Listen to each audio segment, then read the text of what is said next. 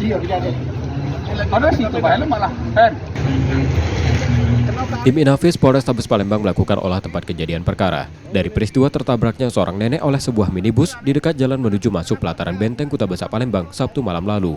Olah TKP dilakukan polisi setelah mendapat laporan dari keluarga korban. Keluarga korban menyebut jika korban memang sering berjualan di seputaran BKB dan saat kejadian korban akan pulang. Itu saat kejadian ibuku sesekali mau ke rumah, mau jualan tempat Ayu di Benteng, tapi dia pulangnya tuh tidak ngomong-ngomong sama Ayu. Akibat peristiwa itu korban mengalami luka dan saat ini tak bisa berjalan. Dibawa masuk ke dalam mobil kami Pak. Rombongan sini ini ngamen sini. Langsung diaman kayak? Iya, dibawa ke mobil. Tidak tahu lagi, tapi mengenai itu dari korban, keluarga korban itu disentaknya sampai jembatan, naiknya beca. Peristiwa tertabraknya korban terekam kamera pengawas. Terlihat korban yang berjalan tertabrak minibus dari belakang. Sejumlah warga yang ada di sekitar lokasi menyebut setelah peristiwa terjadi, pengendara minibus langsung membawa korban ke rumah sakit, namun setelah itu ditinggalkan. Kini peristiwa tersebut sudah dalam penanganan polisi dari Polrestabes Palembang.